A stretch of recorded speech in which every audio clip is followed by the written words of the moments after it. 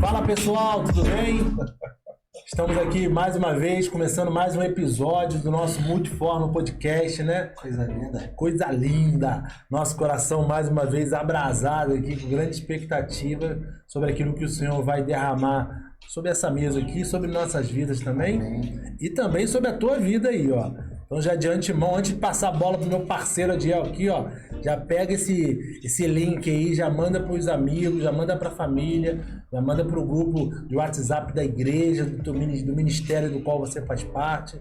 Eu tenho certeza, principalmente, ó, que eu tô falando em nome de todo mundo que é do estudo bíblico, hein? Escola Bíblica Dominical, EBD, manda lá no grupo da EBD também, que o nosso convidado hoje, meu amigo, se tem alguém que tem a senha do céu, ele tem a senha do céu, hein?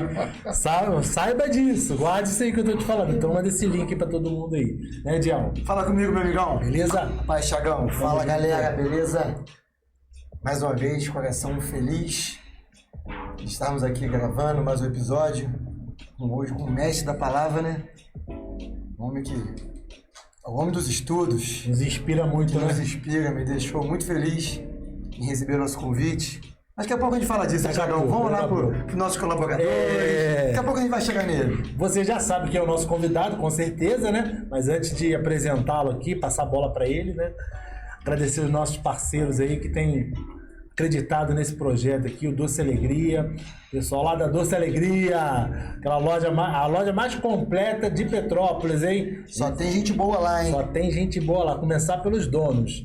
Você pode ter certeza que você vai ser muito abençoado estando lá. Fica no número, na Estrada Mineira, número 1587, Correias. Passa lá e você vai ser abençoado, não só comprando alguma coisa lá, mas também vai sempre receber uma palavra alegre, a palavra de Deus, de quem estiver lá.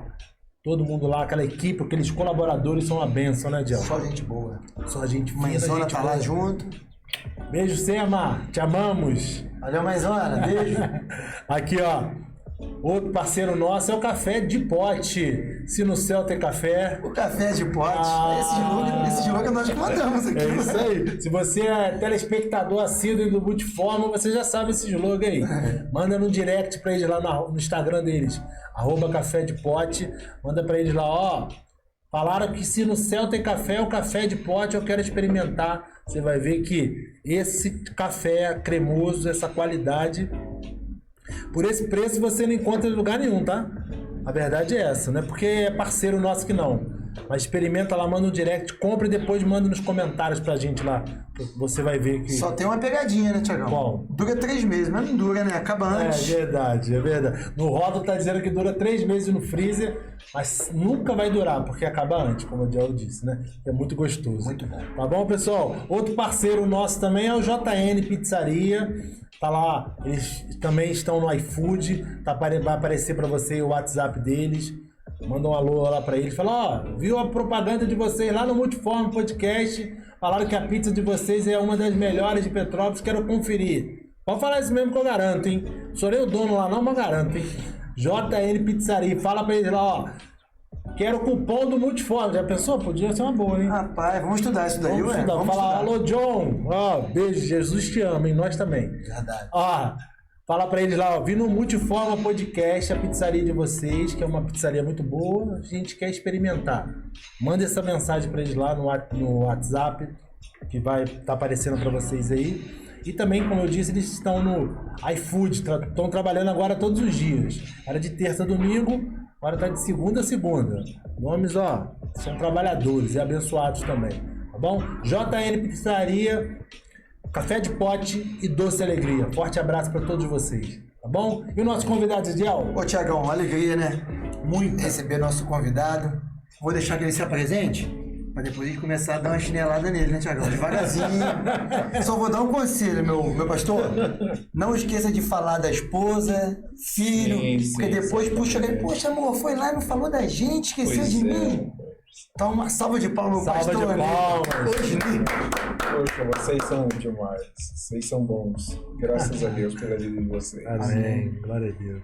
fica à vontade de se apresentar aí, falar da esposa. Olha, Diel, sinceramente não tenho muito a falar de mim. Se você me perguntasse hoje quem você é, eu tenho a impressão que eu não ia saber te responder. Mais ou menos assim. Deixa eu tentar me explicar melhor. Um dia minha filha, Beatriz, beijo para ela, para o Marco, o marido dela, para Lúcia, minha esposa, já com saudade dela já, vontade de chegar em casa logo e estar com ela. Mas um dia Beatriz, minha filha, chegou e perguntou para mim assim: pai, qual é o texto da Bíblia que você gosta mais? Eu disse: depende da hora. Tem hora que eu quero um salmo, tem hora que eu quero um milagre de poder, tem hora que eu quero uma reflexão, tem hora que eu quero um estudo. Então eu gosto da Bíblia toda e gosto de todos os textos da Bíblia, depende da hora. Aí quando você me pergunta, Osni, quem você é? Aí eu digo: depende da hora. Depende, cara, depende do momento, né? Agora aqui, eu sou Osni, amigo de vocês, conhecendo o Tiago aqui, que já simpatizei demais. E não muito mais que isso. Sou paraibano, lá de Campina Grande. Eita, terra boa. Depois fomos para a família, né? Eu pequeno ainda, a gente foi para Salvador. De Salvador veio para aqui, Petrópolis. Chegando aqui em Petrópolis em 1988, em março.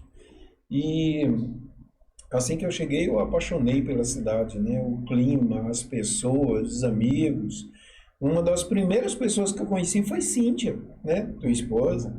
E fui chegando, gostei da igreja, gostei da cidade, não voltei lá nem para pedir as contas do trabalho. Pedi demissão por carta, mandando para lá. E fiquei aqui em Petrópolis já há 36, 37 anos, né? Eu não sou muito bom de matemática, mas está aí, mais ou menos isso, 36, 37 anos, já tenho bastante tempo de Petrópolis, terra que eu amo. Aqui eu trabalho, aqui eu construí, aqui eu casei, aqui tive filhos e assim vai a nossa vida. Na igreja eu trabalho com a parte da obra missionária e na parte do ensino da palavra. O carro-chefe é o ensino e logo depois a missão, que também faz parte do chamado, e é isso.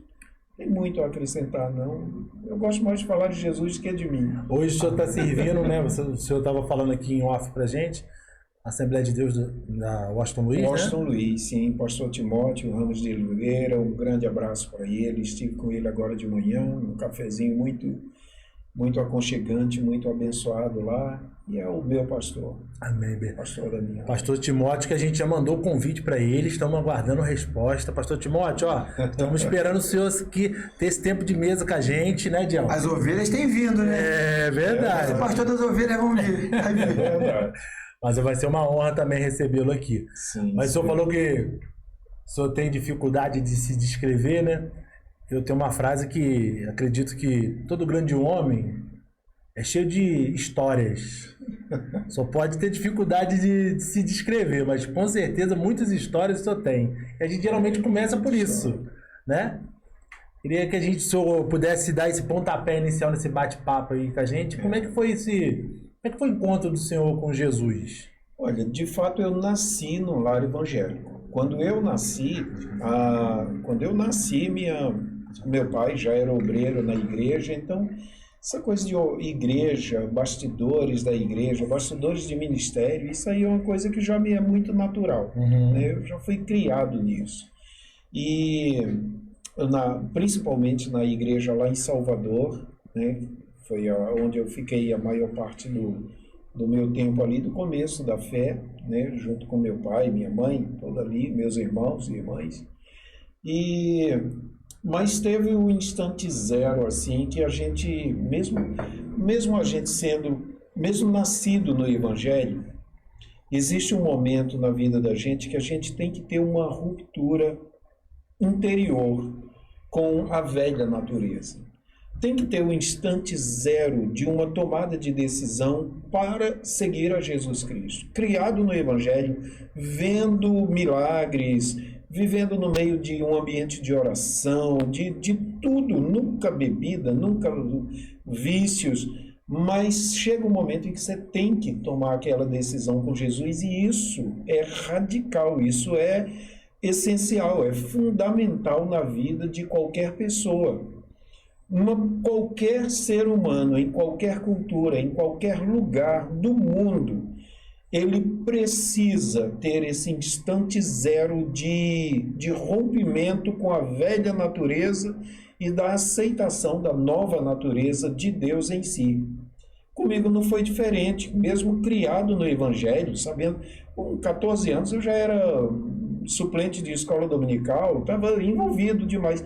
Mas chega um momento que a gente tem que tomar essa decisão particular.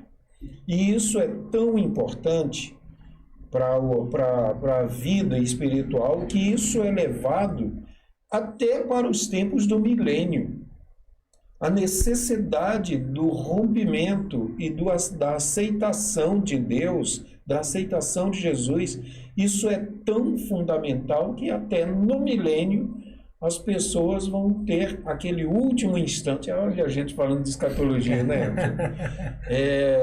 No finalzinho do milênio, quando Satanás é solto para seduzir uma parte da terra, poxa, aqueles que nasceram durante o milênio, que estiveram em contato com Jesus ou sob a liderança de Cristo durante o milênio, chega aquele momento em que Satanás é solto. Para quê? Para que eles possam, conhecendo o outro lado, tomar a sua decisão pessoal por Deus.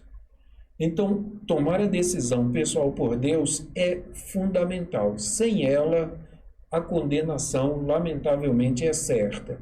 Mas com a decisão tomada ao lado de Cristo, Romanos 8:1, nenhuma, zero condenação há para os que estão em Cristo Jesus.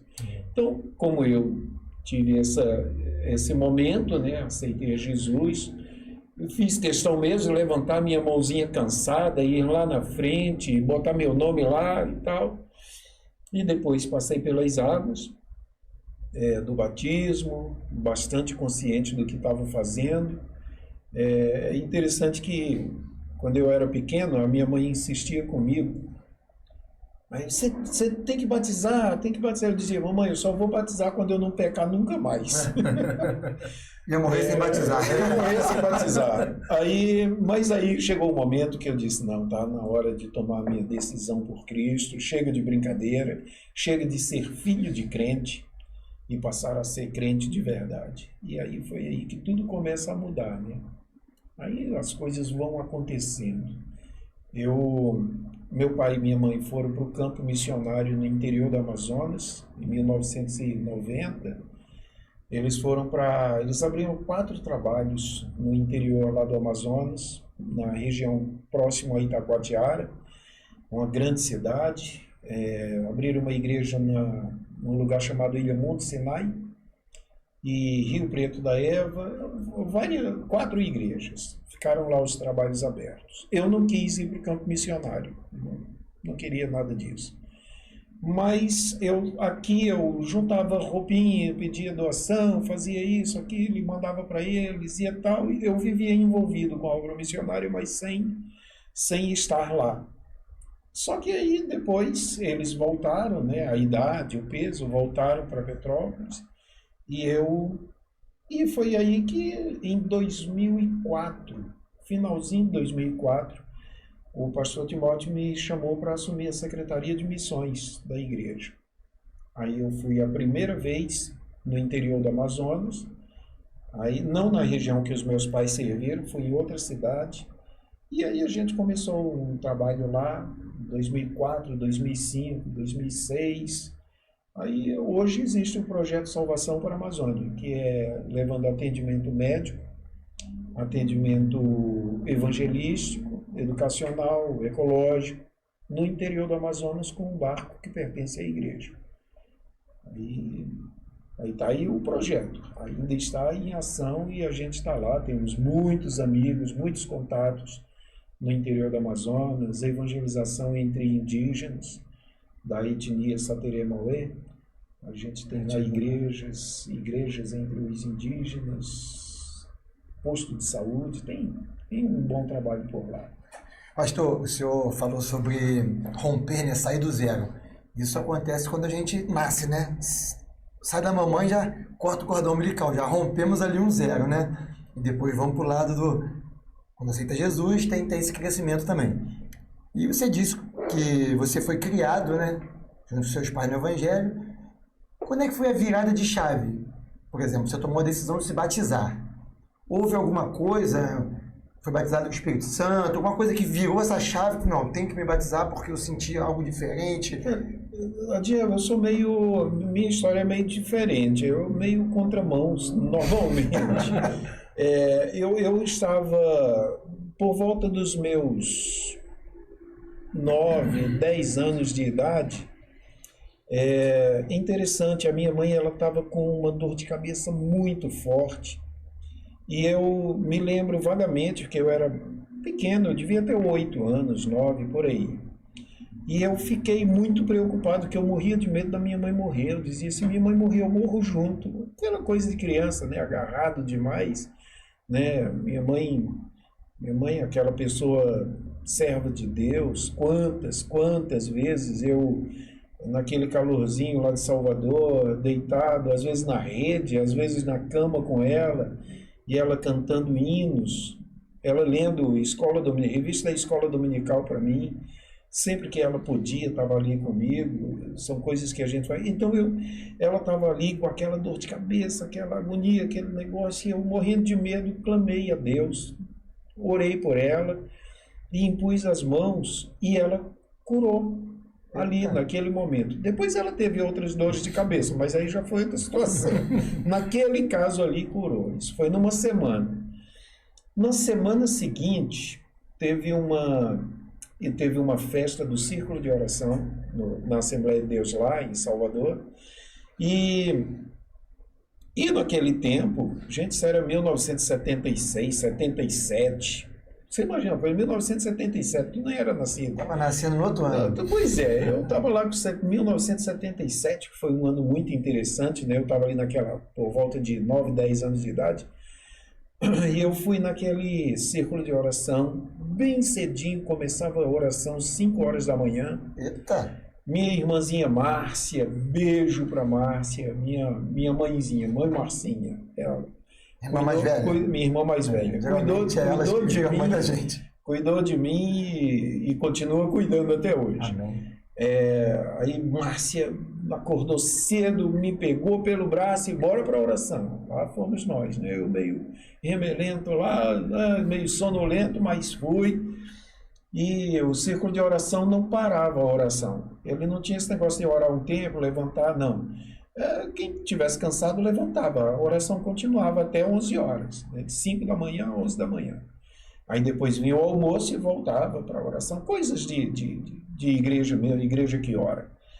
Aí eu estava lá, aí quando deu por volta das 11 da manhã, o pastor Isaac, ele chamou lá à frente quem queria buscar o batismo com o Espírito Santo. E eu queria. Criado nesse meio pentecostal, a gente já é encaminhado para isso mesmo. Assembleiano, né? Assembleiano de fio a pavio, vamos lá. Aí fui lá, com a fé em Deus e querendo mesmo ser batizado com o Espírito Santo. Nem sabia direito o que era, mas eu queria assim mesmo. E cheguei lá, teve a oração, muita gente foi batizada ali, eu estava por ali, naquele fogo, naquele ânimo, mas quando já estava terminando, o pastor cantou com a igreja o hino número 24 da harpa cristã. Poder, poder, poder pentecostal, ó vem nos inflamar, também nos renovar, ó vem, sim vem, ó chama divinal, teus servos batizar. Rapaz, quando cantou esse hino, aí eu fui batizado no Espírito Santo. Você vê, eu tinha lá 9 para 10 anos de idade, né? E não batizado em águas. Porque eu dizia, né? Eu só vou batizar quando eu não for pecar nunca mais.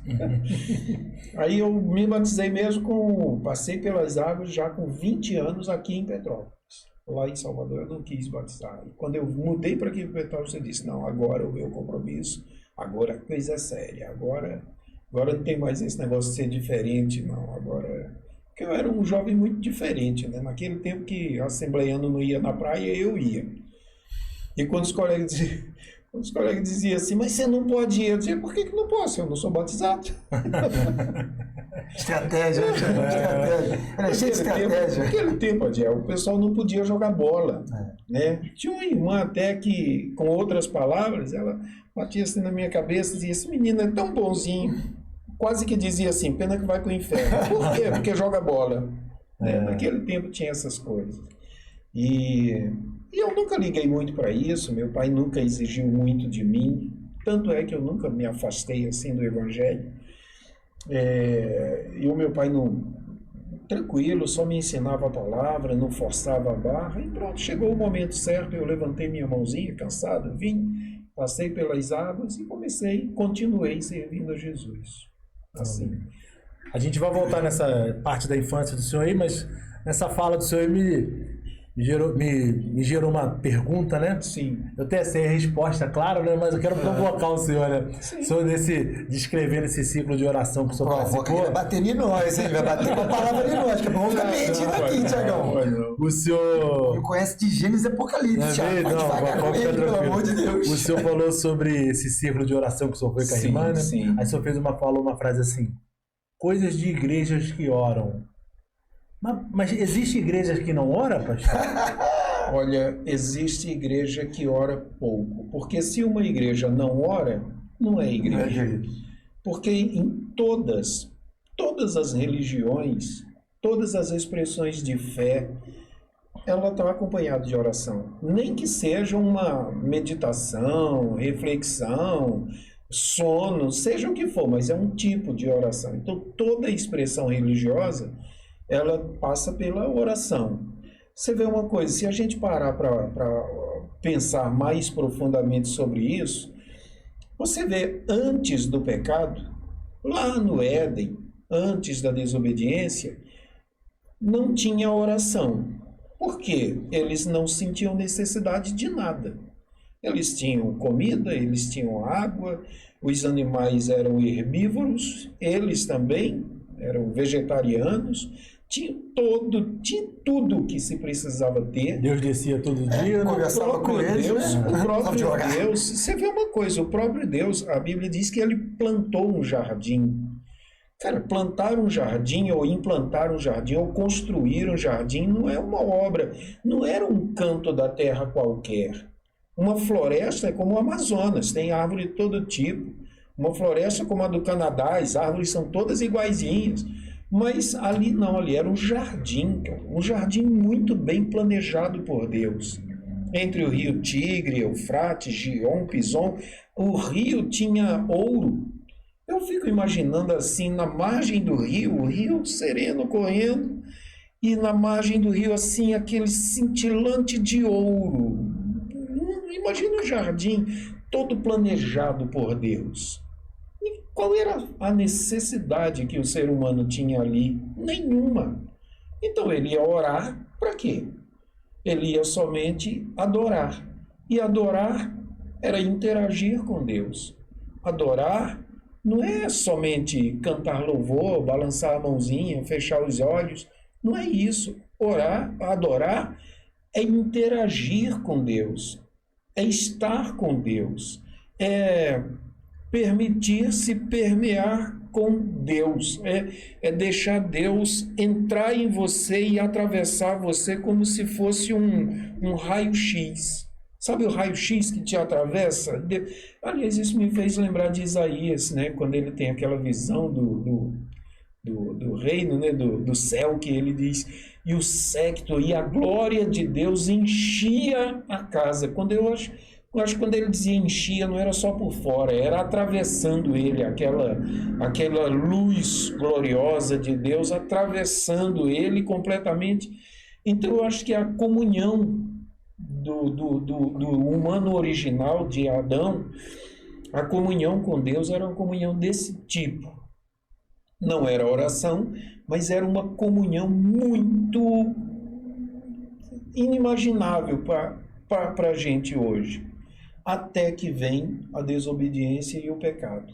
Aí ele começa a orar. E a base da oração era sempre o quê? Um sacrifício. A oração já não era mais a adoração. Era tudo, ele tinha que trazer um sacrifício. Já começa com o Gênesis 3:21, né, que fala daquele sacrifício do animal que é sacrificado para que a pele cobrisse ali o homem e a mulher. Aí eles saem do jardim e já saem com esse ritual de só se aproximar de Deus com um sacrifício. Toda oração já chegar diante de Deus, para ser aceito diante de Deus, um sacrifício. Olha que diferença, né? Aí você me perguntou, há igrejas que não oram? Há igrejas que oram, porque se ela não orar, ela não é igreja. Mas existe o orar, e o orar com adoração tão plena que faz com que essa graça de Deus atravesse o ser humano. É mais que oração, é mais que adoração, é interação com Deus, é viver com Deus. Sabe, isso é profundo demais. Então, quando a gente orava, é claro, era oração como todo assembleiano orava, como toda igreja pentecostal ora, aquele barulho, aquele pessoal, todo mundo falando ao mesmo tempo, e Deus que se vire lá para entender o pensamento de cada um, mas ainda bem que ele é onipresente, ele sabe tudo mesmo, mas todo mundo ali falando ao mesmo tempo, um gritando, o outro não sei o quê, mas todo mundo lá sentindo a presença de Deus, mas era muito mais que palavras. E hoje é natural que em tempos de tantos compromissos que a gente tem e de tanta necessidade que a gente tem de trabalhar o tempo todo, e essa cultura do imediato, essa cultura de estar ocupado com alguma coisa todo o tempo todo, essa falta de tempo de meditação, de reflexão, isso tem custado muito caro, porque as orações são imediatistas. Não só são rápidas demais na conversa com Deus, como também são imediatistas porque quer a resposta rápido demais também. O Wi-Fi de Deus tem que ser de último tempo, de última geração, que responde imediatamente. E Deus não age no nosso cronograma. Deus não está interessado, penso eu, em nos responder às orações. Ele está interessado em interagir com a gente, para que então a gente alcance o resultado das orações. As nossas orações não vão fazer Deus fazer coisas para a gente. As nossas orações vão fazer Deus modificar a gente para a gente fazer as coisas que nós precisamos. A oração não muda Deus. Deus é imutável. A oração muda a mim. E é interessante, dentro desse ponto, eu quase não estou deixando vocês falarem. Não, mas o objetivo é esse. Exatamente. O objetivo é esse, é você falar. Eu falando sozinho, não. Tem que beber dois cafés. Fica à vontade. Água, café, jujubinha, para dar sabor. Mas você vê uma coisa, nós vivemos em tempos que eu agora, já com 56 anos, eu sou de uma geração em que a média de filhos eram 6, 7, 8 filhos. Né? Lá em casa éramos 7. Somos 7, não faleceu nenhum, graças a Deus. Somos 7 e eu sou o mais novo de todos. Caçula? Né? Sou o caçula. Então era aquele negócio, toda casa naquele tempo tinha uma máquina de costura e a mãe costurava roupa para os filhos. Eu tinha uma calça, vinho, pantalona, com a boca de sino desse tamanho que minha mãe fez, uma camisa xadrez, que tem uma foto lá que eu morro de vergonha dela, que era a camisa de ir para a igreja, né? Mas tudo que minha mãe fazia um short, cara. Não era short. Short é uma palavra muito bonita. Minha mãe fazia um calção, cara. Era um calção, porque lá no Nordeste é calção, tá? Parecia uma samba canção, um negócio desse tipo. Era aquele elástico assim em cima e 2 buracos para enfiar as pernas, cara. Mas o pior de tudo é que como tinha muito irmão, né? Então era tamanho único. Então o short do meu irmão mais velho, cabia no mais novo. Para ele ficava justinho. Mas para mim, que sempre fui magro, era aqueles 2 palitos de fósforo assim no meio de uma perna que era desse tamanho. Eu odiava aquele short, sinceramente. Mas a gente era de uma geração, eu sou de uma geração que as pessoas viviam com pouco dinheiro, porque ele fazia quase tudo que... Por exemplo, não se pagava TV a cabo, não se pagava internet, não pagava... a gente só pagava luz e às vezes nem água pagava. Né? Era luz e água, ou comida que plantava, ou mesmo que você não plantasse, você ia lá na Cobal, vocês não sabem o que é isso, não, vocês são novinhos demais, na central de abastecimento do governo, que tinha um feijão com arroz mais barato, né? Você ia lá na Cobal, fazia compra, né? Material escolar, você ia no MEC, o ônibus do MEC parava no bairro, você ia lá, comprava uma borracha desse tamanho, que era dura, que rasgava o papel, mas não apagava o serviço. Era terrível, mas cara, era assim. Então, o que eu quero dizer é isso. A gente vivia um tempo em que a gente, como a gente tinha que pagar menos pelas coisas, a gente fazia o que a gente tinha, e a gente tinha muito pouco, e sobrava tempo para a gente refletir, para a gente conversar, para a gente adorar. Quando tirava uma tarde para fazer pamonha lá em casa, ninguém faz pamonha rápido, né? Então, pamonha era um momento de comunhão, que a gente ficava sentado lá, levava 2 horas fazendo comunhão, com pamonha, a gente estava conversando entre família. Hoje em dia a gente bota no micro-ondas, ou melhor, liga para o iFood, traz aqui, manda um café de pote aí para mim, rápido, e em meia hora está aqui. A gente não tem mais aquela qualidade de tempo de conversa. Mas essa necessidade de você pagar por tudo que você tem, hoje a gente paga por tudo, e tudo é muito descartável, sabe? Poucas casas hoje, a roupa do irmão mais velho passa para o mais novo.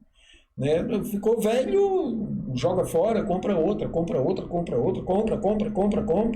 E a propaganda da televisão incentiva você a comprar cada vez mais, para mover a economia, sair lá, move a economia, quebra a gente, mas tudo bem. Aí o que acontece? Como o tempo atual afasta a pessoa de uma oração comunhão. As necessidades levam as pessoas a uma oração petição, mas uma oração comunhão não tem, porque ele tem urgência. Já dizia o sociólogo Betinho, né? Quem tem fome tem pressa. Se ele está precisando de alimento, ele vai orar com a ansiedade de uma resposta imediata. Mas se ele não se preocupa com o alimento e busca a comunhão com Deus, a comunhão vai fazer. Para não ficar nas minhas palavras, a gente tem que ir para a Bíblia, né? Deixa eu botar aqui essa pura. Você vê uma coisa, na carta do apóstolo Paulo aos Filipenses, no capítulo 4, eu acho muito interessante que no versículo 4 ele diz assim: alegrai-vos sempre no Senhor. E ele insiste, outra vez digo, alegrai-vos. Alegrar, ter momentos de alegria. O que acontece? Mas como é que a pessoa vai se alegrar quando o desemprego bateu a porta? Como é que você vai estar alegre quando o resultado do exame médico é uma doença incurável, é uma doença grave, é uma doença que vai trazer sofrimento? Como você vai se alegrar? Pensa nisso. Como você vai se alegrar sabendo que o seu filho está se metendo num grupo de maus elementos que estão levando ele ao mundo das drogas, da dependência química? Como você vai se alegrar se você sabe que a sua filha está se desviando do caminho do Senhor? Você olha para essas circunstâncias contrárias, você olha para isso tudo e pensa assim: meu Deus, como me alegrar? A Bíblia está mandando eu me alegrar, mas como? Qual é a receita para eu me alegrar dentro de um contexto tão complexo, tão traumatizante, tão acachapante, tão opressor, que me traz tanto sofrimento? Como é que eu vou cumprir esse mandamento de Deus? Alegrai-vos. Aí ele diz aqui, olha, e ainda mais alguma coisa. No versículo 6 ele diz: não estejais inquietos por coisa alguma, ou inquieto, preocupado, angustiado, ansioso, como diz na minha terrinha, aperreado, tá? Bota aí no dicionário, aperreado. Não fiquem aperreados por coisa alguma, não fiquem inquietos, não fiquem preocupados por coisa alguma. Cara, como é que a gente vai não ficar preocupado quando os boletos estão chegando lá na tua casa? Como é que você não vai ficar preocupado quando você depende do seu carro para trabalhar e o carro quebra? Como é que você não vai ficar preocupado quando a filha precisa, ou o filho precisa, a esposa precisa e depende de você? Como não preocupar quando você está doente? Você vai à oração súplica, a oração de um desesperado. Essa não é uma oração comunhão. Aí ele diz aqui, não estejais inquietos com coisa alguma. Ao contrário, ou antes, as vossas petições, as vossas necessidades, os vossos anseios, as vossas carências emocionais, espirituais, materiais, diz aqui, sejam em tudo conhecidas diante de Deus, através da oração e súplica com ação de graças. Ele está dizendo assim, olha, a vida é difícil, mas existe uma forma de você viver sem preocupação. Existe uma fórmula de você alegrar-se sempre, viver alegre, alegrar-se sempre no Senhor. Existe a fórmula, só falta você executar. E qual é a fórmula? Sejam as vossas necessidades conhecidas diante de Deus. Deus sabe tudo o que a gente precisa, mais que nós mesmos. Mas Ele espera que a gente coloque tudo isso diante dEle. Mas para que Ele quer que a gente coloque isso diante dEle? Está lá na frente, oração e com ação de graças, versículo 7. E a paz de Deus, que excede, que extrapola, que vai além, que supre, e a paz de Deus que excede todo entendimento, toda razão, é uma coisa assim que não faz parte do mundo racional, vai além do entendimento, e a paz de Deus que excede todo entendimento guardará os vossos corações e os vossos sentimentos em Cristo Jesus. O que eu quero dizer assim, tudo isso para responder essa provocação que você fez, né? Essa pergunta tão abençoadamente provocadora. Existe igreja que não ora? Toda igreja ora. Se ela não orar, ela não é igreja. Mas oração não é somente petição, não é somente súplica, não é somente clamor, é também ação de graças. E ação de graças é abraço agradecido, é presença, é comunhão. E quando a gente entra na presença de Deus, colocando diante dele as nossas preocupações, quando a gente chega diante de Deus e coloca diante dele as nossas preocupações, a paz de Deus, que excede todo entendimento, guarda o nosso coração. Então tem muita gente que ora muito, mas não se levanta da oração com a paz no coração, porque ela teve tudo, menos a comunhão, essa comunhão perpassante de Deus, essa comunhão, essa luz de Deus que atravessa o corpo e a alma da gente. Vocês já tiveram experiências assim? Eu acho que todos os ouvintes já devem ter tido, e se não teve, é bom buscar essa experiência, de você ajoelhar e dizer assim, Deus, eu não sei o que fazer. Para te dizer a verdade, Senhor, eu não sei nem o que te dizer, eu não sei nem o que te pedir. Você chega 100% angustiado, 100% preocupado, 100% aperreado. Mas o que acontece? Você insiste naquela oração e vai se deixando permear, vai se deixando encher, vai se deixando esponjar pela luz e a graça de Deus. E quando você está naquele momento de oração, sem se preocupar com o tempo, nem da resposta, nem do que você tem a fazer depois. Quando você está lá, fechou a porta atrás de si, como disse Jesus, se ajoelhou ali com Deus, em segredo com o Pai, você coloca sua alma ali, a luz de Deus vai enchendo o ambiente. Ele vai enchendo. Vocês já tiveram essa experiência. A luz de Deus vai como... Vocês já viram aquela espuma expansiva? Que a gente pega assim, tá no spray toda, você não espera, você coloca, daí a pouco ela enche tudo. A luz de Deus, ela enche o ambiente e atravessa o corpo da gente. E quando a gente levanta da oração, talvez a gente nem perceba, mas a paz de Deus, que excede todo o entendimento, já guardou o nosso coração, já nos fortaleceu. Então, não é só orar, nem é orar muito. O bom mesmo é ter comunhão com Deus, porque aí a oração fica constante, orar sem cessar.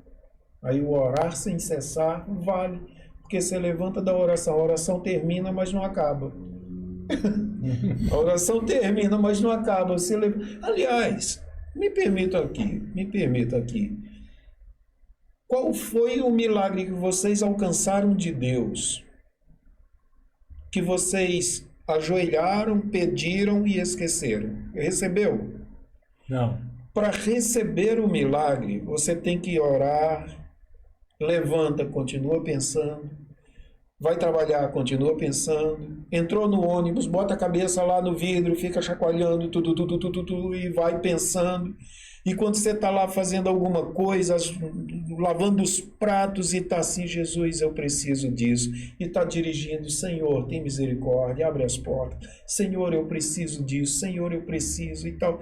Aquilo que você pede e não esquece, certamente você vai receber.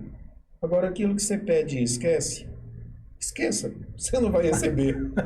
Já esqueceu, né? Já esqueceu. Ou seja, o que eu digo é assim, não é somente orar, é orar com qualidade de oração. É orar com essa certeza de que Deus, que excede todo o entendimento, essa paz que excede o entendimento, guarda o nosso coração.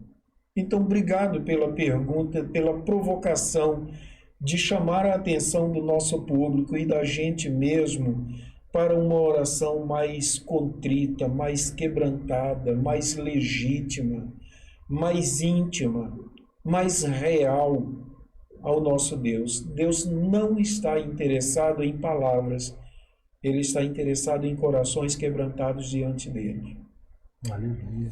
Pastor, se for sobre a oração, e aqui acabei me lembrando, até fico emocionado em falar, já contei para o Thiago algumas vezes sobre isso. Eu trabalhava numa empresa, eu não era feliz na empresa. Eu gostava de dia de pagamento, eu recebia bem, bom, né? Bom. Tinha plano de saúde, e eu, quando eu entrei, eu não gostava da empresa. Fui criado trabalhando na feira, assim, fazendo muita força, trabalhava levinho, mas eu não gostava da empresa. E sempre eu tinha que viajar, aquilo me fazia mal, o Gabriel era pequeno, o Arthur também, rapazinho ainda. E eu sempre, pô, Senhor, isso aqui não é para mim, eu não quero isso para mim. Senhor, eu não quero isso para mim. Até que um dia, para Teresópolis, caminhão, eu subi a Serra Teresópolis chorando, falando com Deus. Chorando, mas chorando mesmo. Senhor, com súplica, igual você falou, né?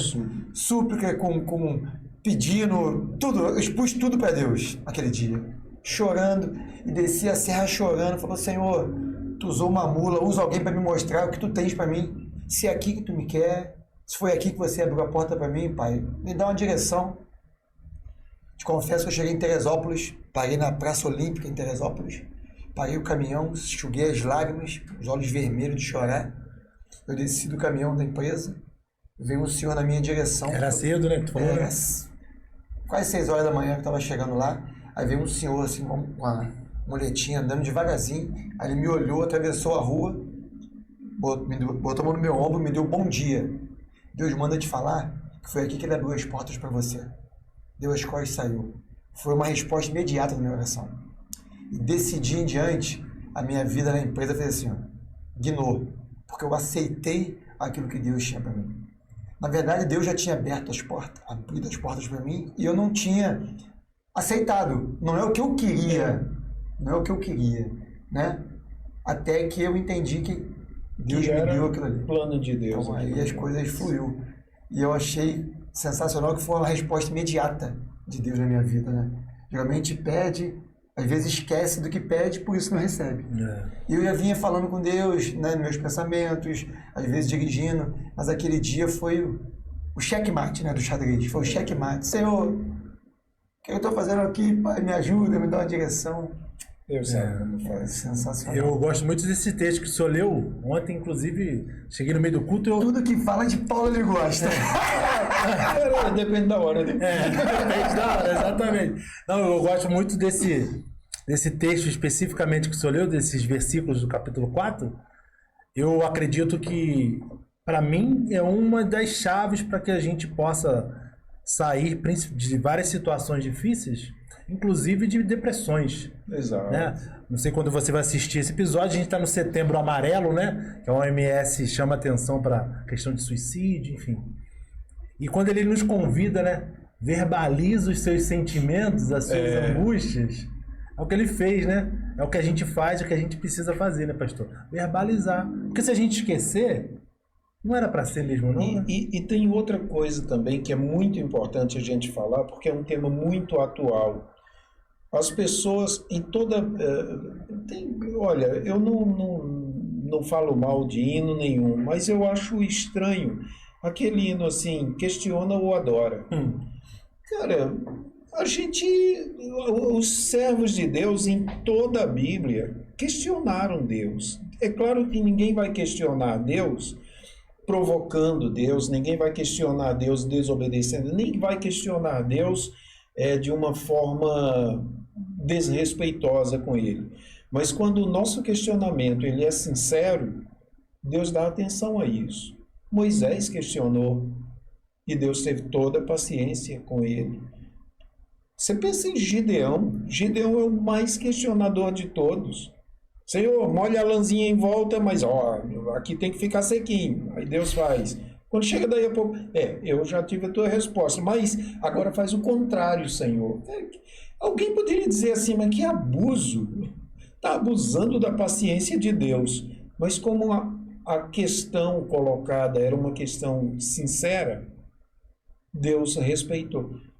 Ananias, Sim. o discípulo, né? Ele está lá vivendo numa boa, tranquilo da vida, sua fé tranquilo, está na zona de conforto, que eu gosto da zona de conforto. Aí ele está lá na zona de conforto, na boa, de repente ele tem uma visão que ele está indo orar por Paulo, o ex-matador de cristãos. Ananias vai orar por Paulo. Ananias questiona Deus. Olha a oração de Ananias. Senhor, de muitos eu tenho ouvido, ou seja, eu estou ouvindo que os outros estão falando, porque eu não quero nem chegar perto desse cara. Senhor, de muitos tenho ouvido acerca desse homem, quantos males ele fez aos teus servos em Jerusalém. Indiretamente ele está dizendo, Deus, eu estou com medo. Eu estou com medo se eu chegar lá e ele me matar. Ele está somente colocando diante de Deus com sinceridade o seu sentimento. Tem um livro do pastor Caio Fábio que é O Privilégio de Simplesmente Dizer Está Doendo. Melhor do que você fingir que não está doendo é você chegar diante de Deus e dizer Deus está doendo. Melhor do que você fingir que estava feliz com o trabalho é você chegar diante de Deus e dizer, Deus, eu estou insatisfeito, faz alguma coisa. Ou seja, a sua sinceridade confrontante despertou em Deus a resposta que você queria, que você precisava. Então, o fator, isso é muito importante.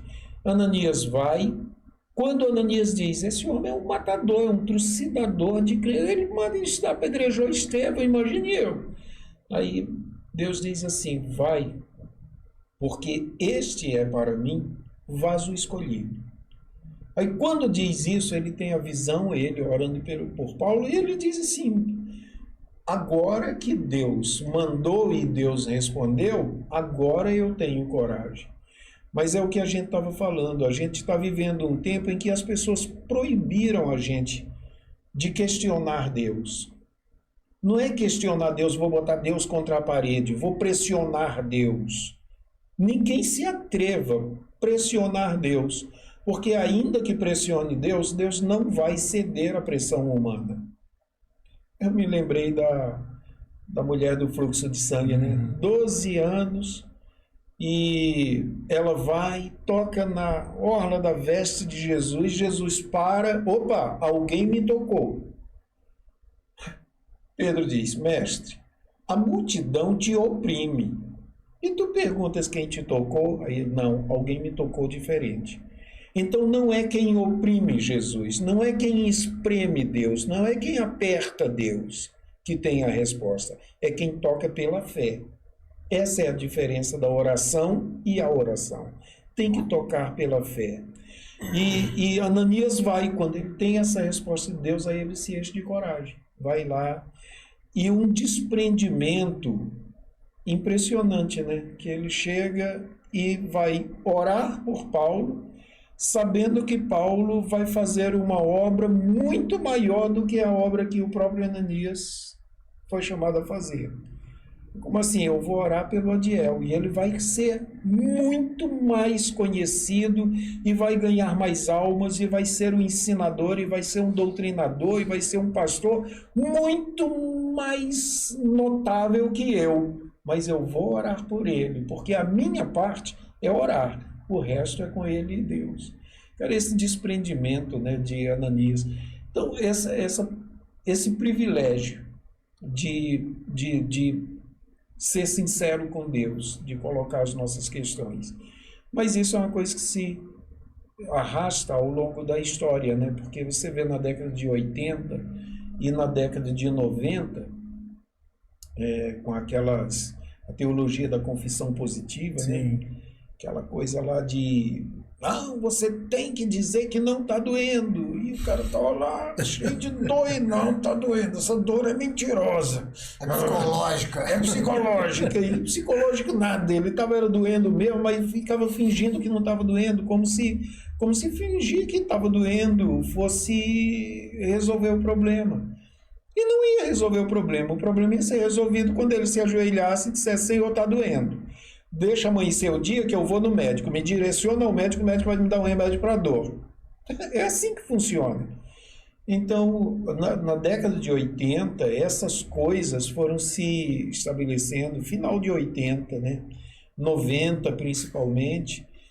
Aí foi passando o tempo, ficou esse evangelho meio místico, e esse evangelho meio imediatista, esse evangelho muito diluído e muito divorciado do verdadeiro evangelho. E que levou uma geração inteira, da geração de 90 para cá, levou uma geração inteira a não saber questionar Deus. Quem é hoje que sabe questionar Deus? Quem é hoje que sabe orar com oração devocional, perpassante, sabe, permeante, como essa que eu falei, de uma luz de Deus que atravessa o corpo da gente? Quem é hoje que tem experiências assim, essa geração nova? Eles estão imediatistas e superficiais, e oração é isso que preocupa. É isso que desgasta o evangelho. Oração sem compromisso. É muito... Tiagão, para de espetar o... O tempo tá acabando? Não, fica à vontade. É muito... Isso que o senhor falou é muito profundo, e o senhor foi na profundidade mesmo aí. De glória a Deus por isso. Mas eu acho que esse exemplo do Adiel, ele exemplifica muito isso, né? Essa questão esse lamento. As pessoas desprezam esse lamento, essa sinceridade diante do Senhor, mas ele próprio deixou um livro chamado Lamentações pra gente, né? Pois é. E a gente quer desprezar isso, a gente quer... Lá na década de 80, né, a teologia da confissão positiva tinha esse nome, né? Agora tá vindo com outro nome, né? Teologia coach, outros estão chamando. Né? Só mudou de nome, só mudou de nome, né? Exatamente. É por isso que... Exato. É por isso que fica diluído, assim, como você tá falando, né? A gente tem que aprender a ser sincero diante do Senhor, porque... O exemplo do Adiel fala muito no meu coração, porque o plano de Deus era que você estivesse ali. Ele não tinha obrigação nenhuma em revelar, porém eu acredito que se tem alguém que quer revelar os planos de Deus para a nossa vida, é o próprio Deus. E ele não revela de uma vez só, Né? Aliás, se ele revelasse, às vezes, ele revela só o final. É interessante isso, porque ele não revela o meio, ele só revela o final, né? Ele diz assim, eu vou preparar Jesus, né? Eu vou preparar lugar e vou e virei outra vez, vos levarei para mim mesmo, para que onde eu estiver, estejais vós também. Esse é o final. Esse é o final feliz, que a gente sabe que vai ter. Estar no grupo igreja, vai estar no arrebatamento, vai estar lá com Jesus. Esse é o final. Mas o que acontece no meio... O percurso, né? O percurso é que é o problema. O curso do discurso é que é complicado para a gente, né? Mas a gente fica pensando, pense comigo, por que Deus, por que Jesus não falou tanto para... Por que Deus não fala para a gente as dificuldades que a gente vai enfrentar no caminho? Ele só fala para a gente o que a gente vai ter lá na frente. Ele fala para vocês, olha, esse podcast vai abençoar muitas vidas. Esse é o final. Esse é o objetivo final, essa é a meta final. Mas e no meio do caminho? Os recursos para pagar, os equipamentos que podem dar defeito, eu sei lá quais são as dificuldades com vocês mesmos, com a família, com a saúde, com o ministério, seja lá o que for. Quer dizer, as dificuldades que vocês vão enfrentar no caminho, que nós enfrentamos no caminho, a gente só sabe do final, mas do meio ele não falou pra gente. Ele não falou nada pra gente. Aí um dia eu fiquei pensando, por que Deus não conta pra gente as dificuldades que a gente vai ter no caminho? Será que é pra gente não roer a corda, não desistir? Claro que não, porque é Ele que nos dá ânimo. Será que ele tem de bom ânimo? Ele mesmo já tem de bom ânimo, ou seja, eu tenho a impressão que é porque Deus não se preocupa com o problema. Deus só se ocupa com as soluções. Ele não está... O fato de se eu vou ter saúde ou não, se o meu carro vai estar inteiro ou não, se o equipamento vai funcionar bem ou não, se os recursos virão ou não, são problemas que vão surgindo. Só que para ele isso não é problema. Isso faz parte simplesmente, ele vai suprir e pronto. Então para ele só interessa finalmente o meio. Descansa no Senhor porque Ele fará. É como se ele dissesse assim, por que você está se preocupando com o meio? Nem eu te falei do meio. Que meio? Meio é comigo, rapaz. Não esquenta a cabeça não, vai fazendo tua parte e pronto. Para de me encher a paciência, vai lá. Persevera, vai seguindo. Só. Então ele não fala para a gente das lutas que a gente vai ter, ele fala da vitória que a gente vai ter, né? Israel, você vai entrar na terra que emana leite e mel. Beleza, maravilha, todo mundo sai de lá, vou entrar na terra prometida. Não sabia que ia faltar água, não sabia que ia ter que passar um mar vermelho, não sabia de água amarga, não sabia que no final ia ter gigante na terra que eles iam ter que matar também no caminho. Quer dizer, tinha tanta dificuldade no caminho, Deus não falou nenhuma. Mas por que ele não falou? Porque dificuldades para ele não é nada. Cara, o que é um gigante para Deus? O que é um mar vermelho para Deus? O que é uma água amarga para Deus? O que é um carro quebrado para a gente? Citando um exemplo, né? O que é uma falta de saúde para a gente para trabalhar na obra de Deus? Cara, Ele é dono da saúde, Ele é dono dos recursos, Ele é dono de tudo. Então, para Ele, problema não existe problema para Ele. Então, por isso que Ele nem fala para a gente de problema, Ele só fala da bênção final, né? Amém. Nos encher. Voltando aqui lá na sua infância aí. Mano, eu tentei fugir de falar de mim. Não, mas vamos falar de você um pouquinho agora. Lá na sua infância, a gente é adolescente, 10, 11 anos, jogou uma bolinha, que repreendi. Não, mas eu era muito perna de pau, cara. Eu era tão ruim que o pessoal me botava no gol e ainda assim eu era um frango danado. Cara, era aquele cara que, quando, olha, se entrasse uma pessoa grandão como ele, assim, pegasse a bola assim na minha frente, eu já saía correndo, cara. Você acha que eu ia me arriscar nada? Mas lá naquela adolescência, tinha sonhos, desejos, Diego? jogador de futebol, de ser artista? Ou já tinha no coração o projeto de seguir a obra do Senhor, ser pastor? Não, nenhum nem outro. Eu acho que eu não queria nada. Queria nada? Você queria ficar na rede, baiano? Baiano gosta muito da rede, né? Eu não queria nada. Eu sou uma pessoa que, talvez isso seja até um defeito, não sei, mas eu sou uma pessoa muito desapegada às coisas. Coisas. Sentimentos e Deus, eu sou apegado. Mas a coisas eu nunca fui muito apegado. Eu tinha sonho. Por exemplo, naquele tempo, fazer uma faculdade era coisa de... pouca gente conseguia. Eram pouquíssimas oportunidades, poucas faculdades. Então, só gente muito rica, gente classe média alta, podia fazer faculdade. Então, era uma coisa que para mim era tão longe que eu nem sonhava, né? Era tão distante aquilo, que tão fora da minha realidade. Se tinha um sonho, eu queria entrar na Escola Técnica da Bahia. Para quê? Para fazer um curso técnico e ficar rico trabalhando no Polo Petroquímico da Bahia. Era o sonho. Mesmo assim, às vezes que eu tentei entrar, tinha lá um vestibular que eu não passava. Primeiro, já não era nenhuma grande sumidade de inteligência. E segundo, você vindo de uma escola pública como eu vim, não entrava. Somente o pessoal que vinha da escola particular, que já era bem de vida, é que conseguia entrar na faculdade ou no curso técnico para conseguir o diploma para ir trabalhar nos melhores empregos.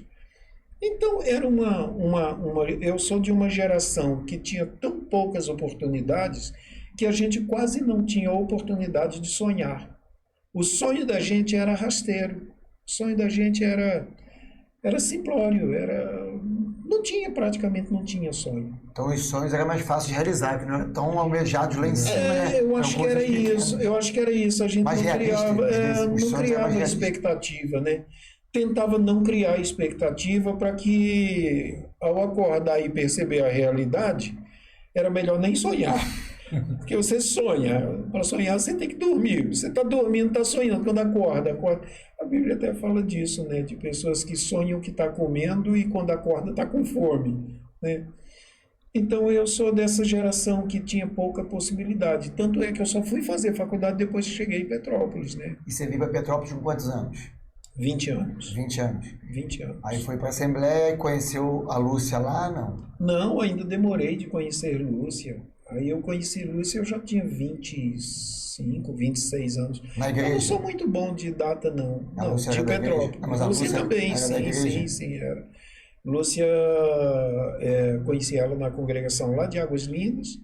Ela trabalhava em São José do Vale do Rio Preto. E eu trabalhava na Rua Tereza. Então, a gente só se via no fim de semana quando dava, né? Mesmo assim, Deus tinha lá os seus planos. E aí nós construímos, casamos, vieram os filhos. E aí estamos. Namorar é quanto tempo? Pouquíssimo tempo, 11 meses. Porque a gente não pode namorar muito, né? É igual eu namorei pouco. Cara, é interessante que eu tinha uma coisa comigo, talvez por observar o erro dos outros, eu tinha uma coisa comigo que eu dizia assim, eu só caso quando eu tiver uma casa. Pode ser uma casa simples, mas tem que ter a casa. Eu não caso enquanto não tiver... Aliás, para dizer a verdade, eu queria casar, mas eu não queria muito casar. Porque eu pensava, cara, eu me mexo pra caramba, eu acho que eu ronco, eu vou fazer uma pessoa infeliz porque eu vou dar abraçada nela, eu vou derrubar ela da cama, porque eu tenho um sono muito agitado. Mas... Sono agitado, você com essa calmaria, né? Eu acho que é para compensar. Aí dormindo fica agitado, né? Aí dormindo fica agitado, que é para... Mas o que acontece? Aí a gente foi assim, aí quando a gente decidiu casar, eu já tinha um dinheirinho guardado, né, para isso. Ela também tinha um dinheiro guardado, então em 11 meses a gente levantou a casa e pulou para dentro. Moramos de aluguel assim uns 6 meses só para melhorar um pouquinho a casa e praticamente a gente já casou e já veio morar na casa própria. Então isso facilita muito, né? Porque você ter a casa, ter onde morar, isso faz uma diferença muito grande. A filha veio com quanto tempo depois de casado? 3 anos e pouco depois de casados. E o Bimbim? Aí o Rubinho veio 1 ano e 3 meses depois de Beatriz. 1 ano e 3 meses. 1 ano e 3 meses depois. De Rubinho para Beatriz era só 1 ano e 3 meses. E Rubinho é uma história à parte. Rapaz, nem fala. Se você sentir a vontade de quiser falar... Não, prefiro não falar. Amém. Prefiro, só para o pessoal não ficar na curiosidade, Deus recolheu o nosso filho, eu prefiro não comentar. Um dia a gente pode falar sobre isso, somente sobre isso, porque aí eu me preparo mais psicologicamente para falar sobre isso, porque assim no improviso eu corro o risco de ser injusto com Deus, que é justo e perfeito, né? Porque os sentimentos da gente são confusos diante de algumas coisas, né? E isso é muito natural ao ser humano. Ser confuso é muito natural ao ser humano. Eu, então, confuso desde que nasci. Você vê que, sem entrar no mérito da história de Rubinho, mas você vê a história de Lázaro, né? Amigo de Jesus. Aí Marta e Maria mandam um recado para Jesus e diz: olha, o teu amigo Lázaro, e acentua isso. Nem falando, meu irmão não, é teu amigo. É o teu amigo, já praticamente constrangendo Jesus. Encostou ele na parede. Encostou na parede, apertou Jesus. Isso não é lamentação. Não, isso é pressão mesmo. Exatamente. Aí o teu amigo Lázaro está doente. E Jesus continua para lá. Jesus já afirma aos discípulos, diz que Lázaro dorme. Se dorme está bem. Não, ele morreu. Tá? Aí todo mundo fica meio assustado com aquilo. Mas no meio dessa história toda, é isso que me chama muita atenção, talvez por semelhança. Eu encontrei nessa história da morte de Lázaro um conforto quando Deus recolheu Rubinho, né, com 6 anos, quase 7 anos. Você acompanhou bem de perto tudo isso, né? Rubinho nasceu com um problema genético. Ele tinha uma doença, uma síndrome, eram várias coisas. A principal delas era uma tal de mitocondríase. Ele tinha umas dificuldades da mitocôndria, uma enfermidade no sangue. Né? E a gente sabia que ele não teria muito tempo de vida. No Brasil, na época, o registro de sobrevida de uma criança com essa enfermidade era de 4 anos e meio. O Rubinho viveu quase 7 anos, né? Eu acho que esse negócio está caindo. Não, pode mexer. Não, pode levantar, fica, pode levantar. Vai fazer tchu-tchu-tchu-tchu lá na coisa, não? Eu não sei, eu tenho a impressão que está caindo. Cada vez daqui a pouquinho eu estou debaixo da mesa. Mais um pouco eu estou debaixo da mesa. Mas eu acho que não é impressão, não é? Não, mas se você baixar, pode levantar, fica à vontade. Tá bom, então... Se quiser tomar uma água, um cafezinho, tá, pastor? Fica à vontade. Não, depois eu vou. Então, o Rubinho tinha essa enfermidade, a gente lutava muito com isso, orava, clamava a Deus. Bom, aí, voltando a falar de Marta, Maria e Lázaro, né, e a ressurreição de Lázaro, me chamou a atenção um dia lendo a palavra, me chamou a atenção Maria, irmã de Lázaro. Maria, irmã de Lázaro. Cara, eu costumo chamar ela de Maria sentada, porque toda vez que ela aparece na Bíblia, ela está sentada. Ela nunca está em pé. E Marta agitada, né?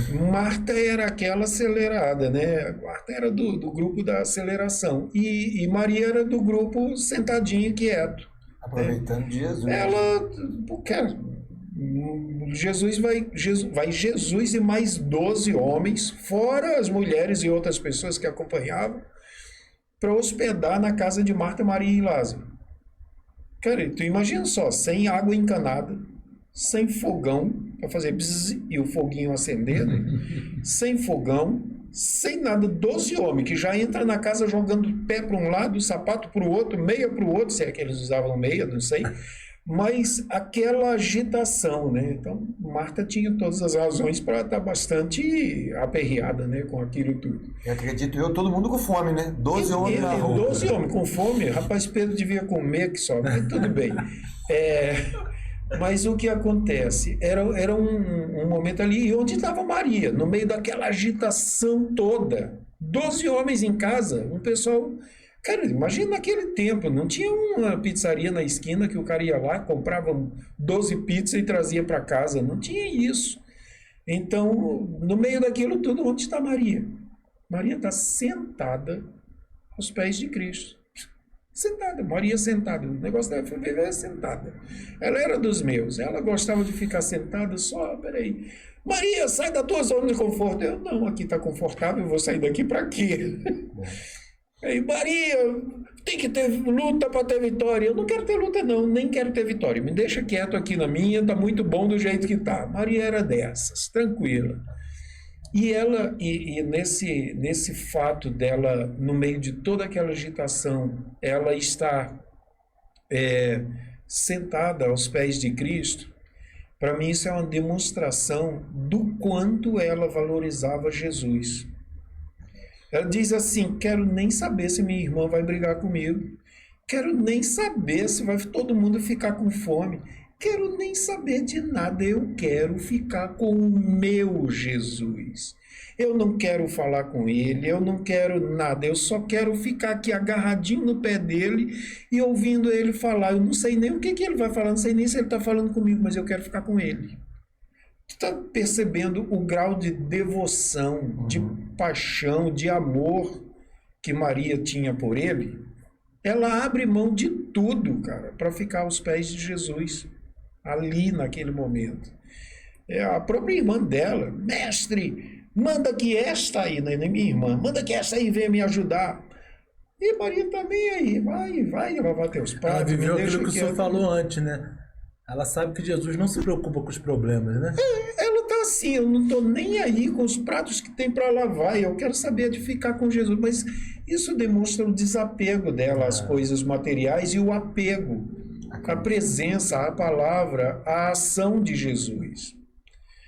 Aí mandam um recado, teu irmão Lázaro morreu.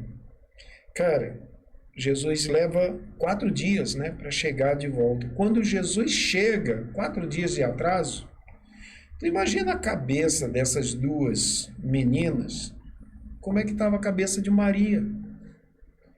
Eu acho que ela amava tanto Jesus, que ela disse assim, disseram a ela assim, olha, o mestre está vindo aí. Ela disse, tá bom, deixa ele lá. Me deixa quieta aqui, eu vou continuar sentada em casa. Uma coisa que eu sei fazer muito bem é ficar sentado. Me deixa ficar quieto, sentado aqui na minha casa. Não quero. Mas o mestre chegou lá no cemitério, lá no sepulcro, ele está lá. Não, deixa ele lá.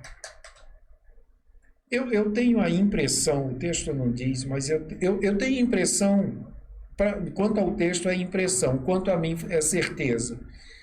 Eu tenho certeza que chega um momento em que você briga com Deus, como Maria queria. É como se Maria dissesse assim, eu não quero encontrar Jesus. Eu não quero encontrar com Ele. Porque se eu encontrar com Ele, eu gosto tanto dele, e eu estou com umas coisas engasgadas aqui, eu estou com um nó na minha garganta, eu estou com um sapo entalado aqui, que se eu cuspir esse sapo, eu vou dizer coisas que vão ofender Jesus, e eu o amo tanto que eu não quero ofendê-lo, então é melhor eu nem me encontrar com ele. Olha que sentimento. Ela que tinha tanta paixão, agora não quer nem interagir. Só que Jesus, ele não age como um ser humano normal, usualmente. Então, ele chega, cadê Maria? Está em casa. Manda chamar ela. Cara, Jesus podia ter ido até ela. Manda chamar ela. Manda ela vir aqui. Aí ela vem. Quando ela vem porque o mestre chama. Maria, o mestre te chama. Aí ela vai. Quando elas chegam, a conversa delas qual era? A Bíblia não põe emoção nas letras. Poucas vezes a gente vê exclamações na Bíblia, né? A gente não sabe se ela chegou e disse assim, mestre, se tu estivesses aqui, meu irmão não teria morrido. talvez ela já tenha chegado assim meio atravessada, os dentezinhos meio travados, deve ter olhado para Jesus e, entre outras coisas, deve ter dito: bonito para tua cara, né? Tu que curou tantos, curou gente que nem era teu amigo, curou quem tu nem conhecia. Eu nunca viu. O teu amigo, né? Nem meu irmão, o teu amigo Lázaro morreu. Nós te avisamos. E você nem deu atenção. Bonito para tua cara. Mestre, eu não quero nem falar nesse assunto contigo, porque eu estou contigo por aqui. Eu acho que elas estavam nesse pé. Nessa vibe. Nessa vibe. Usando palavrinha moderna, nessa vibe. Ela vinha nesse sentimento. E ela diz assim, mestre, se tu estivesses aqui, que tipo de amigo você é que não está na hora que a gente precisa? Se tu estivesse aqui, nosso irmão não teria morrido. Cara, Jesus está sentindo tanto o drama daquele momento, a vibe. Eu ainda não sei direito o que é vibe não, mas tu falou, deve ser coisa boa. ele deve ter sentido tanto aquele ambiente, que é o único momento em que diz que Jesus chorou.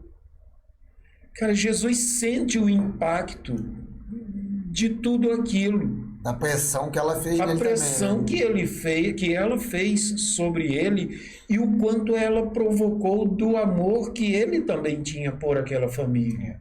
É muito intenso. É uma coisa assim com muita emoção, com muita dramaticidade. Né? É uma coisa assim com raios de emoção saindo para todo lado. Era um esmeril da alma saindo fogo para todo lado. Era uma coisa assim absurda naquele microcosmos ali de Marta, Maria e Jesus. Quando Jesus sente aquilo, aquela multidão em volta, todo mundo olhando, parece que Jesus está no ringue com elas. E elas estão com o dedo na cara de Jesus. Que tipo de amigo és tu que não faz nada quando a gente pede ajuda? Todo mundo pede ajuda, mas a gente pede, você some. Aí Jesus se comove com isso e manda: tira a pedra. Lázaro vem para fora. Aí é nesse momento que Maria faz as pazes com Jesus.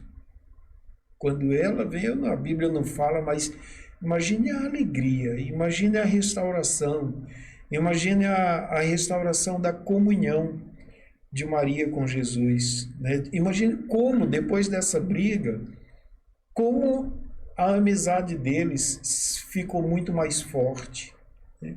Então não há ponto sem nó com Deus, não há coincidências com Deus, não há improviso em Deus. Pode ter provisório, mas improvisado não. Jesus, então, trama aquilo tudo para a glória de Deus. E depois eles fazem as pazes. Aí Maria vai aparecer novamente em outro texto. E um tempo depois, mais uma vez, como? Sentada, né? Ela vem com um vaso de perfume.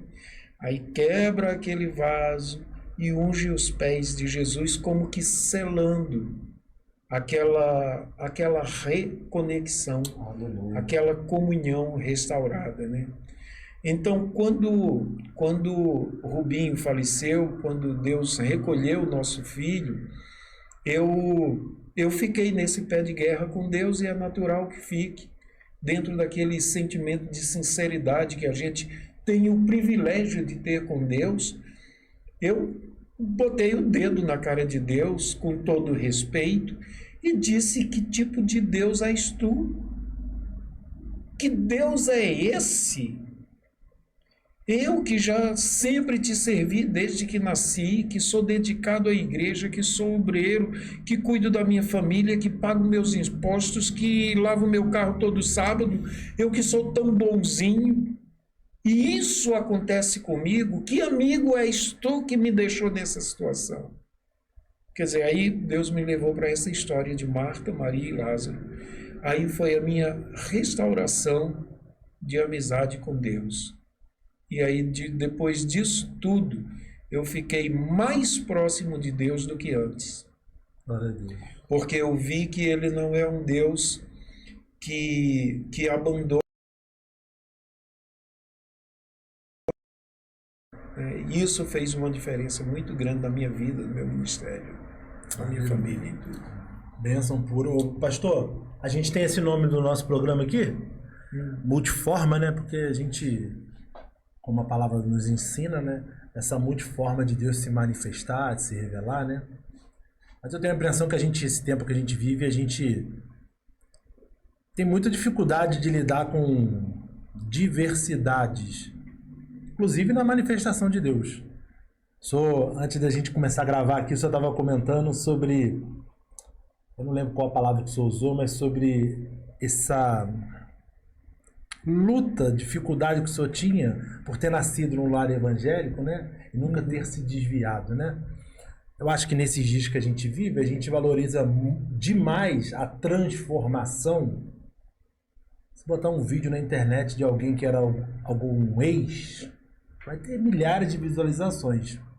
Mas se botar um vídeo de alguém que perseverou, vai ter baixas visualizações. Eu acho que eu tô desse. Então eu queria que o senhor falasse um pouco desse privilégio de permanecer em meio a tantos convites. O senhor permaneceu no chamado de Deus. É que, graças a Deus, duas coisas eu destaco nisso tudo. A primeira delas é que, embora meu pai tivesse somente o conhecimento primário, ele lia muito, e ele era muito culto, sabe? Ele era assim. Lá em casa, eu fui criado no meio de muitos livros. Lá em casa, quem não gosta de ler, não gosta porque não gosta, porque não quer. Mas livro nunca faltou. Eu aprendi a ler muito pequeno, nem me lembro como eu aprendi a ler. Eu só sei que eu aprendi, parece até que eu já nasci lendo. E eu sempre fui muito dado à leitura. Meu pai era um homem muito, embora com não tanto conhecimento acadêmico, mas ele era um homem muito culto. A gente conversava sobre assuntos profundíssimos da Bíblia, assuntos que naquele tempo ninguém sabia, ninguém tocava naquele assunto.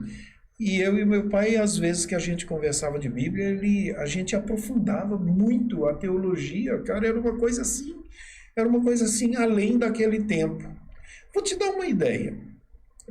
Vocês são jovenzinhos, então vou dar uma de ancião aqui, mas você vê uma coisa, os livros de escatologia bíblica, eles surgiram, a maioria deles, depois de 1975.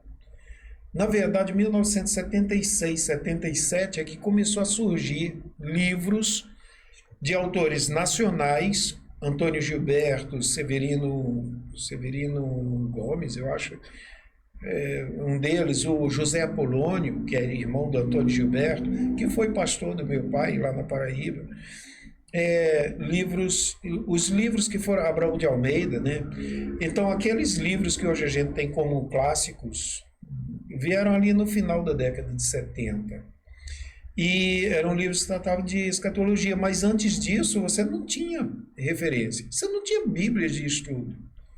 A Bíblia de estudo mais rebuscada que tinha, mais completa que tinha, ela tinha um dicionário e uma chave bíblica, que era a Bíblia que o meu pai tinha na igreja e ninguém mais tinha uma Bíblia daquela. Eu acho que só o dirigente da igreja, o pastor Isaac, é que tinha uma Bíblia daquela. As pessoas não tinham. Então, meu pai era aquela pessoa assim que... um professor de escola dominical. E eu me lembro de uma vez a gente discutindo sobre a queda da Torre de Siloé. Um assunto que pouca gente hoje não discute. Eu me lembro que... sobre as Torres Gêmeas. Sobre Siloé. De Siloé, não. Sabem certinho, 11 de setembro.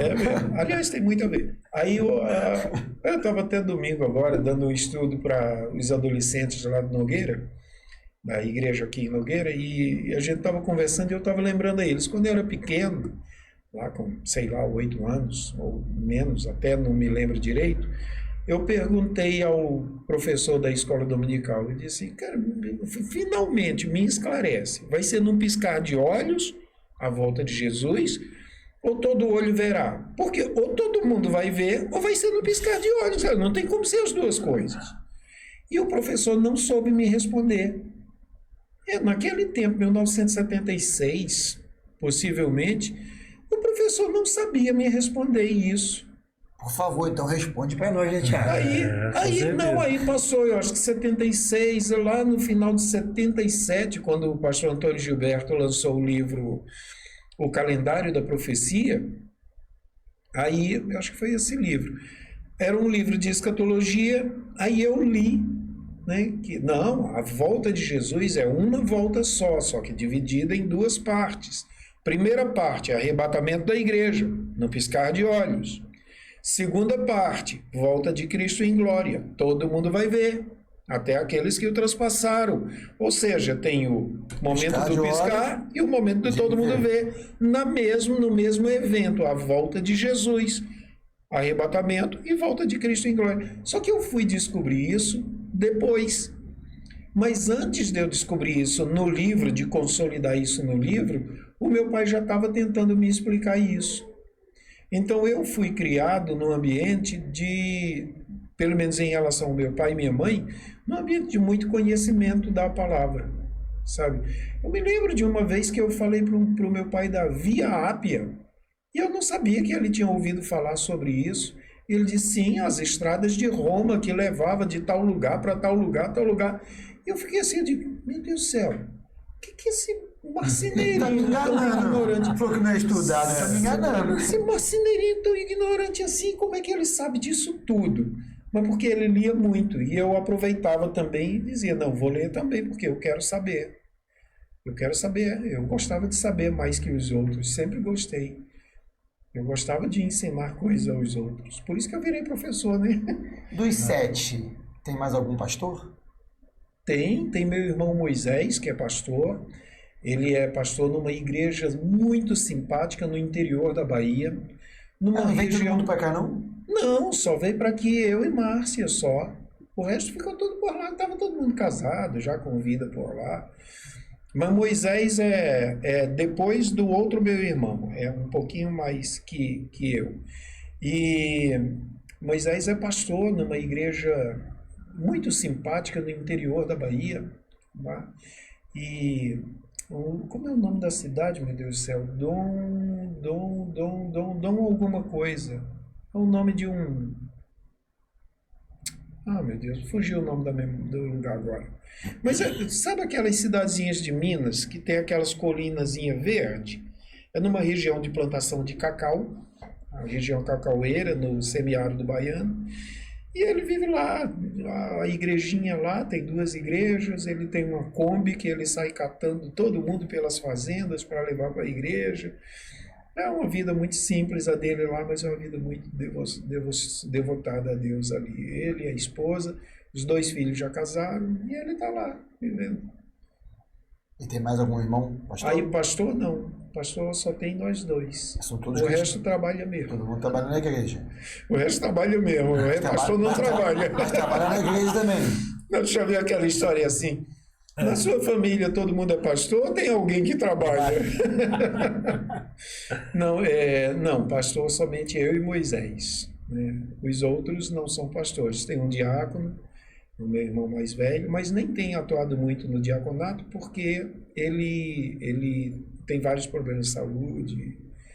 Então ele tem uma limitaçãozinha. Quando você chegou, você falou algo sobre diácono, que eu gostei, porque eu sou diácono. Que é melhor ser diácono que pastor. Por favor, fala aí novamente para o público poder entender. Claro. Gente, eu estava falando para eles aqui que ser diácono é a melhor coisa que existe, o melhor cargo que tem na igreja. Explica por quê. Porque ele anda o culto inteiro, não para, conversa com um monte de gente e o pastor ainda pensa que ele está trabalhando, né? Porque só pensa que está trabalhando. Na verdade, ele está batendo papo e batendo perna para um lado e para o outro.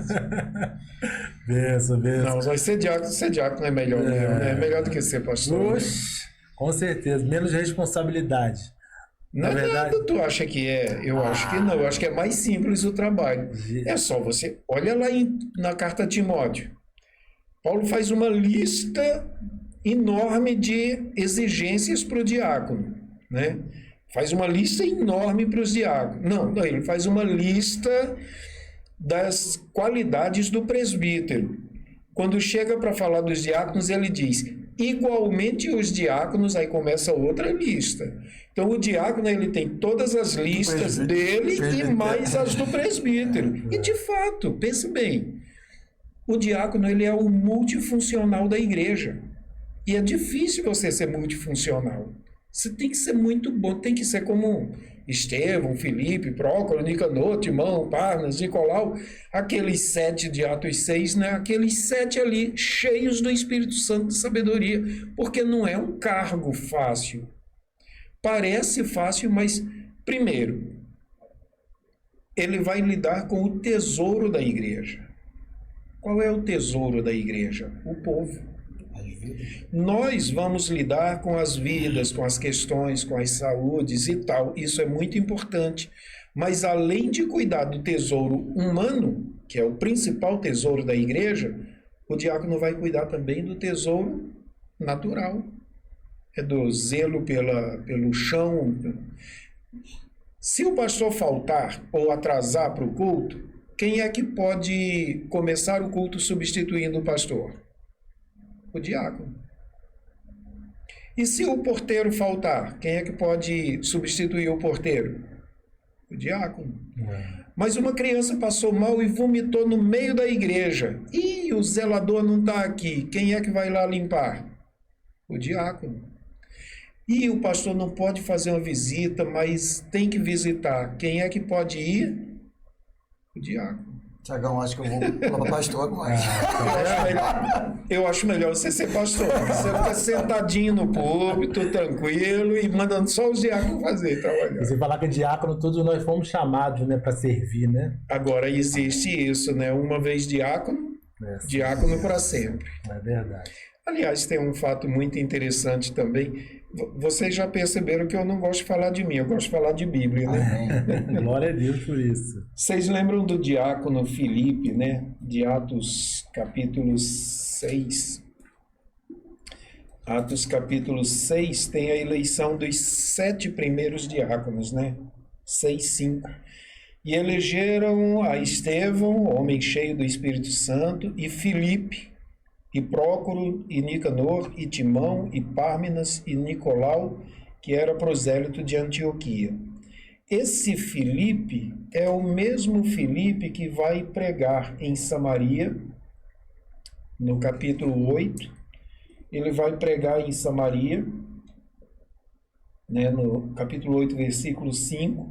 E é esse mesmo Filipe que prega para o eunuco da Etiópia, né? Aquele eunuco etíope. Depois, Filipe, ele desaparece do texto e ele vai aparecer no capítulo 21 de Atos, no final da terceira viagem missionária de Paulo. Aí, no versículo 8, diz assim, né? Lucas, o autor de Atos, se incluindo no texto, né? E ele diz assim, no dia seguinte, não, antes até, no versículo 7, para a gente entender melhor o contexto.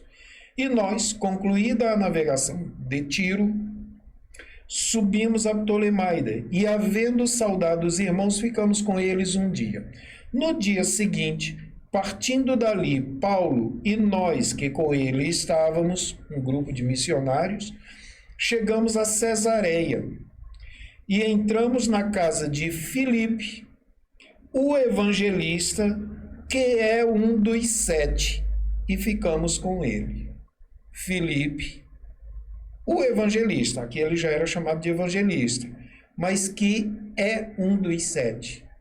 Ou seja, ele era evangelista e continuava com o título de diácono. Uma vez diácono, diácono para sempre. Você é diácono, eu sou diácono, tu és diácono, nós somos diáconos, vós sois diáconos, porque Jesus foi diácono, né? Se curvando a lavar os pés aos discípulos. E tinha este diácono 4 filhas donzelas que profetizavam, né? Então, Filipe estava ali, um diácono evangelista. Então, você vai ser um evangelista diácono. Sim. Pronto. Um diácono pastor vai ser... A verdade é que ele está querendo fugir, pastor. Essa que é a grande realidade. Eu percebi isso, que bom, mas glória ele a Deus. é... Desde que és profeta. Ele é peixe fisgado pelos queixos, não isso foge aí, não. terá. Deixa Deus só tá dando corda, deixa ele. Quando eu puxar ele vem. Eita, glória, amém, Senhor, eu creio. Adiel, ficava aqui mais umas 10 horas. Eu também. O tempo Olha, passou Eu também, voando. mas eu tenho uma aula daqui a pouquinho, hein? Rapaz, privilégio aqui. E olha que o objetivo, que era falar um pouco sobre missões, nem foi comentado Vai muito, ter que né? voltar, pastor. Vai ter que voltar para poder falar de Deixamos esse Sateré Maué. Eu convite estive aqui. lá nessa tribo lá, Sateré Maué. E você teve lá? É, Legal, Maués. cara. São tudo... Não são anãs, mas são tudo mesmo Não, eles tamanhozinho. são pequenininhos, tudo eles são pequenininho. baixinhos assim. E tudo com a mesma cara. Tudo. Quando eu cheguei lá, rapidinho pra gente poder dar um apito final, nós chegamos lá e foi um cacique no barco com a gente para poder subir, para pedir o cacique para todo mundo subir. Quando nós subimos, devia ter uns 40 gente jogando bola. Quase que Jogam muito, cara. Quase que eu topei na pelada com eles. Falei, opa, tem uma vaga aí. foi, rapaz. Ah, mas estavam chegando muito Só que eu cedo. vou te falar uma Os coisa. pequenininhos são bravos. Vou te falar uma coisa. Isso porque você não jogou contra as mulheres de lá.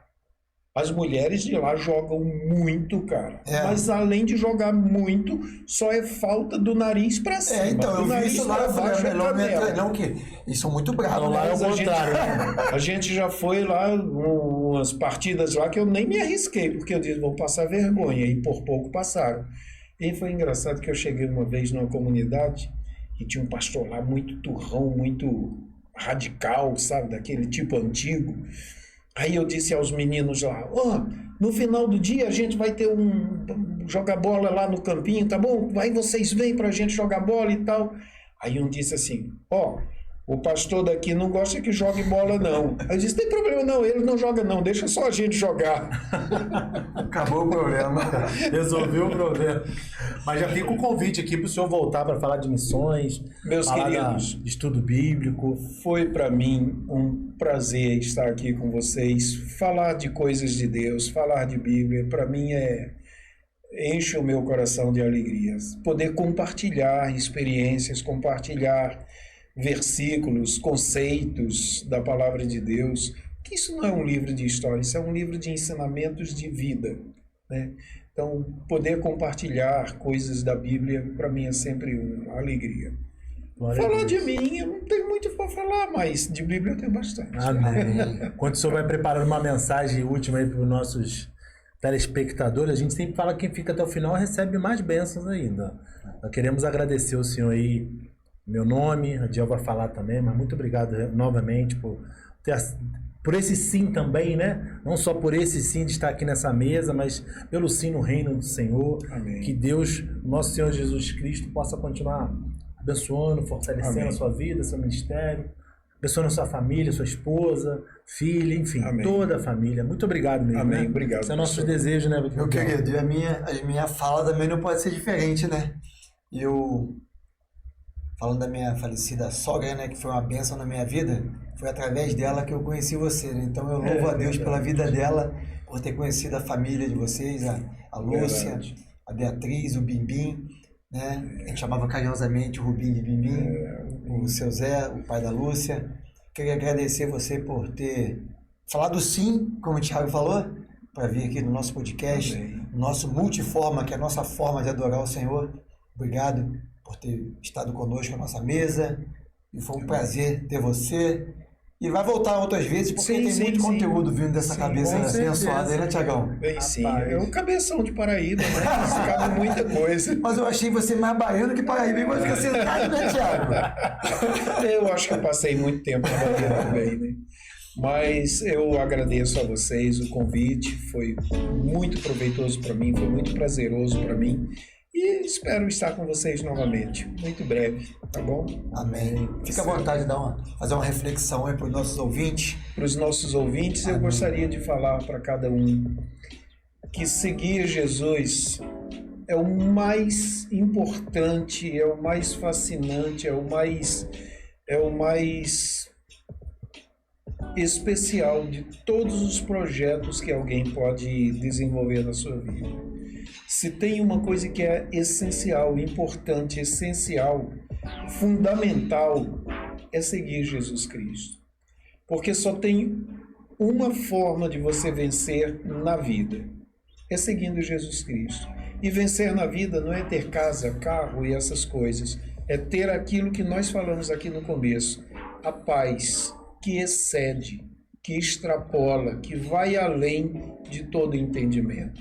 Tenha paz, tenha alegria, tenha vida, vida de verdade em Jesus Cristo. Somente isso. Citando um salmo: entrega o teu caminho ao Senhor, entrega a tua vida ao Senhor, confia nele e o mais ele fará. Somente isso. Creia em Deus e continue nos amando, continue acompanhando cada um dos podcasts aqui dos amigos e vamos continuar perseverando na presença de Deus até o dia do arrebatamento da igreja, até o dia em que nós estivermos para sempre, todos nós juntos, lá na glória eterna. E quem sabe, né, Deus até atende e a gente vira vizinho lá no céu, né? Já pensou? Você de um lado, você do outro, eu ia estar muito bem acompanhado.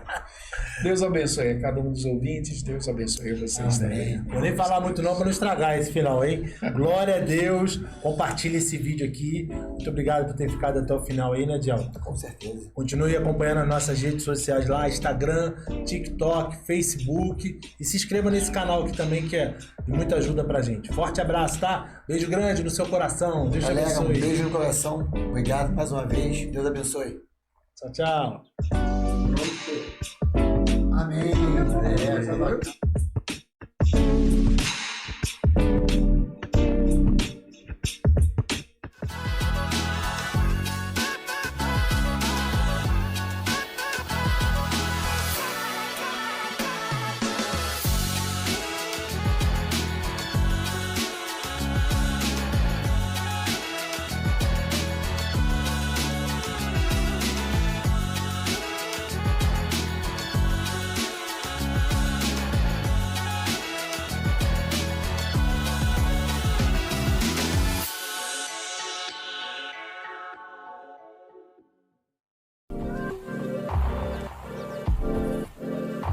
Plugado Filmes, produtora de vídeo.